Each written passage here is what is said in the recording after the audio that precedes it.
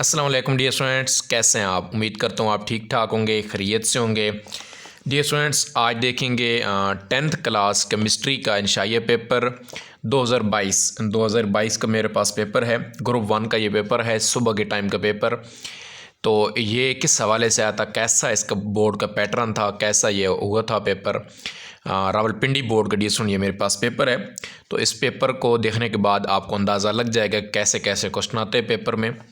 تو یہاں پہ ڈیئر اسٹوڈنٹ دیکھیں تو یہ پہلا پارٹس اس کا کوشچن نمبر 2 درج ذیل میں سے کوئی سے 5 اجزاء کے مختصر جوابات دینے ہیں، یعنی ٹوٹل کتنے ہیں 8 اور اس میں سے 5 ہم نے اٹیمپٹ کرنے ہیں۔ اور وائٹل فورس تھیوری کیا ہے؟ اب یہ ڈیئر اسٹوڈنٹس 11ویں چیپٹر میں سے اس نے کوشچن اٹھایا ہے آرگینک کیمسٹری میں سے۔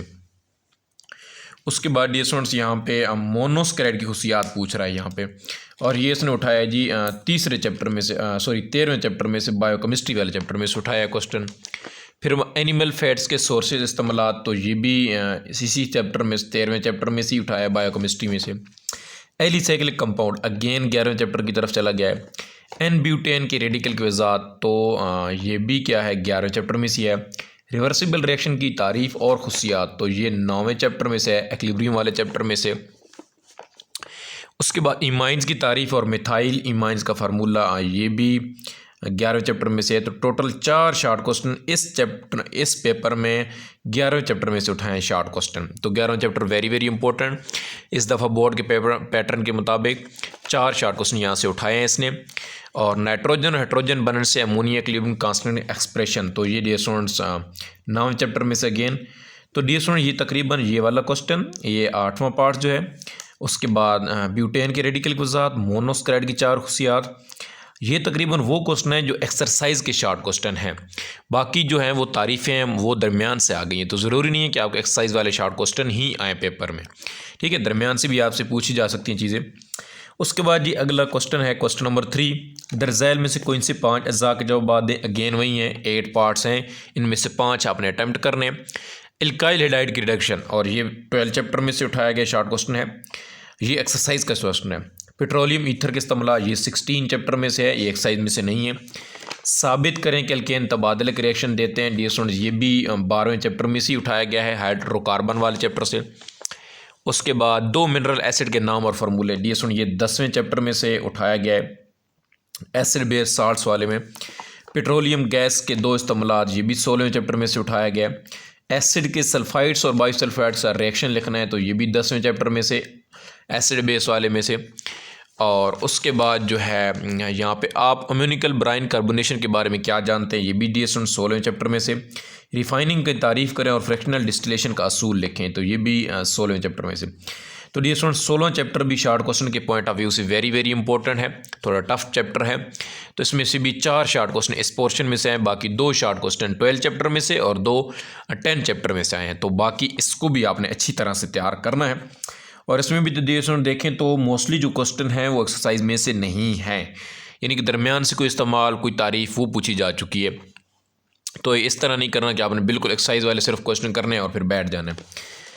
اس کے بعد درج ذیل میں سے کوئی سے 5 اجزاء کے جوابات دیں۔ اگین وہی بات، اوزون خاتمے کا اثرات، یہ تو ایک تو ایکسرسائز والا شارٹ کوسچن ہے جو مشقی سوالات ہوتے ہیں، اور یہ ہے 14ویں چیپٹر کا ایسڈ رین کی تعریف۔ اب یہ ایکسرسائز میں نہیں ہے، بہرحال یہ 14ویں چیپٹر میں سے ہی ہے۔ گلوبل وارمنگ کے اثرات، تو یہ بھی میرے خیال میں ایکسرسائز میں بھی ہے، اگر نہیں ہے تو ویسے بڑا امپورٹنٹ شارٹ کوسچن ہے یہ 14ویں چیپٹر کا ہی ہے۔ کرپٹوسپوڈیم، یہ 15ویں چیپٹر کا شارٹ کوسچن ہے۔ یہ بیماریوں ہیں، جتنی بیماری ہیں ان سے ریلیٹڈ ان سب کو آپ نے اچھی طرح کرنا ہے، ہیزا فلورسز اور بھی جو ہیپیٹائٹس وغیرہ ہیں ساری۔ واٹر ہارڈنس کی کیا وجوہات ہیں، یہ شارٹ کوسچن میرے خیال میں ہے، یہ 15ویں چیپٹر میں سے پانی میں سے ہے۔ پانی میں نان پولر کمپاؤنڈ حل کیوں نہیں ہوتے، یہ بھی ایکسرسائز کا ایک شارٹ کوسچن ہے 15ویں چیپٹر میں سے۔ کیپلری ایکشن کیا ہے، یہ ایکسرسائز کا شارٹ کوسچن نہیں ہے بلکہ یہ خود تشخیصی سرگرمی ہے، ٹیسٹ یور سیلف، وہاں سے کوسچن آیا گیا، تو یہ بھی 15ویں چیپٹر میں سے۔ اسٹیٹوسفیئر کی ہائٹ، رینج اور ٹمپریچر، یعنی کہ یہ کتنی ہائٹ بلند ہوتا ہے اور ٹمپریچر کی رینج کیا ہے، یہ بھی 14ویں چیپٹر میں سے ہے۔ تو 14واں اور 15واں چیپٹر بھی ویری امپورٹنٹ، کیونکہ ان میں شارٹ کوسچن کتنے آئے ہیں، 4 آئے ہیں شارٹ کوسچن اس بورڈ کے پیپر کے مطابق۔ پیٹرن ہو سکتا ہے ڈیئر اسٹوڈنٹس پیپر سے پہلے پیپر پیٹرن چینج بھی ہو جاتا ہے، تو 2023 کی اسکیم کیا آتی ہے، تو اس کے مطابق جب اسکیم آئے گی تو انشاءاللہ پھر بھی میں آپ کو بتاؤں گا ڈیٹیل سے۔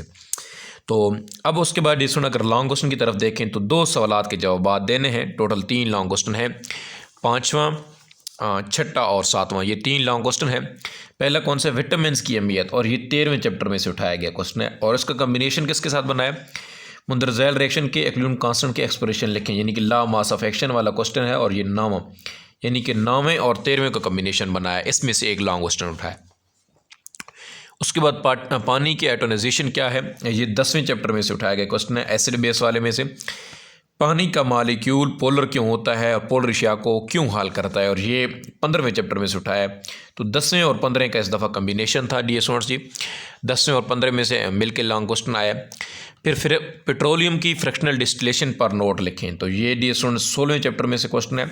اور الکین کی تیاری جو ہے، الکین کی تیاری ڈی ہائیڈریشن کی سی مدد سے، تو یہ ہے 12ویں چیپٹر میں سے۔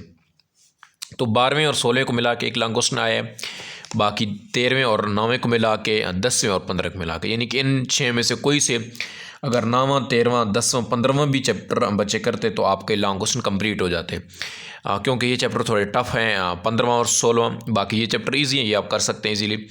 تو اس دفعہ بورڈ کے پیپر کی پیٹرن کی اسکیم کیا ہوگی وہ جب آئے گی تو انشاءاللہ میں آپ کو بتا دوں گا، لیکن فی الوقت جو ہے یہ میں نے آپ سے 2022 کے پیپر کی پیٹرن جو ہے اس کے مطابق شیئر کی ہیں۔ تو پہلے تو آپ یہی، میں اگر آپ کو سجیشن دوں تو 13واں 9واں 10واں 15واں ان کے لانگ کوسچن اچھی طرح سے تیار کر کے رکھیں۔